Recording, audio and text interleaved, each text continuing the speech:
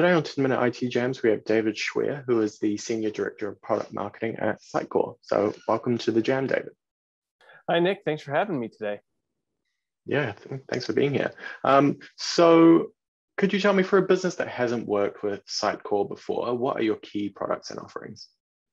Yeah, so at the highest level, Sitecore makes a digital experience platform. And the way that our company has evolved, this really came out of our heritage web content management space. That's what powers, over 3,000 brands around the world. And that's probably what most people know Sitecore for.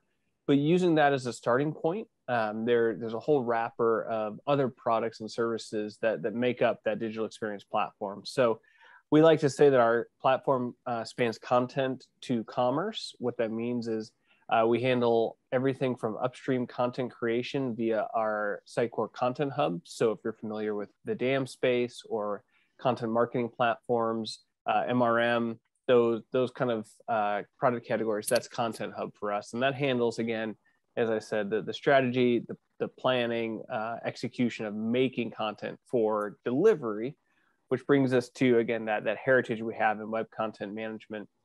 Recently, in 2021, Sitecore made a series of acquisitions. We really built out what we call our experience pillar of our product. So this is personalization, customer data platform. So using that heritage of content, now you want to marry that with data to deliver actual personalization.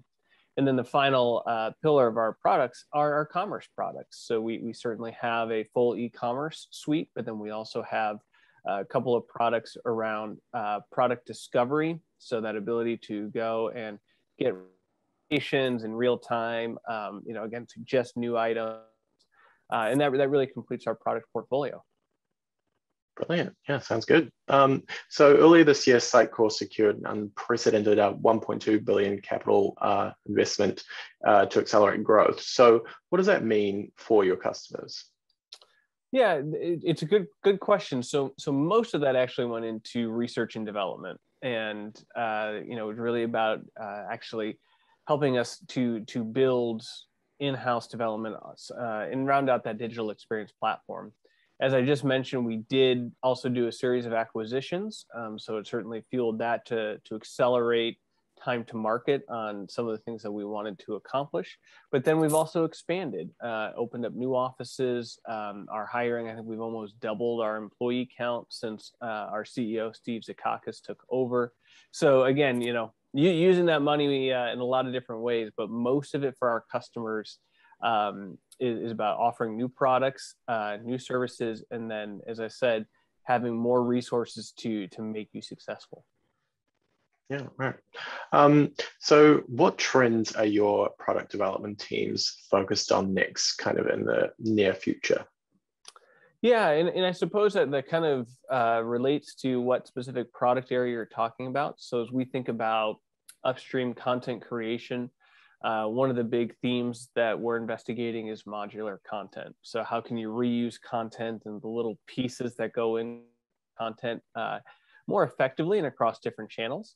As we think about content management, what we're really focused on is making the shift to multi-tenant or cloud-native SaaS. So it's kind of somewhat different depending on your use case.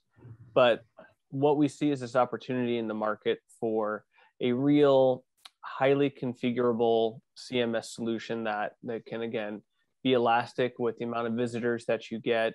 And again, all wrapped up in a cloud solution. And then when we think about experience, it is about how do you activate your data? How do you create personalized experiences while still retaining compliance and really treating customers like you want to be treated yourself? So what kind of tools can you use your first party data for? So we all know that cookies are going away. You need to be able to use your first party data better.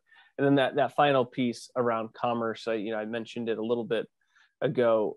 Product discovery is this theme we're really, really leaning into. And that is, people want a ton of capability in that search bar when they go to a commerce site. There's so much elegance that's presented to people with a good product discovery experience. And so we want to continue to press on that. Brilliant. Sounds good. Well, I've got one more question for you, David.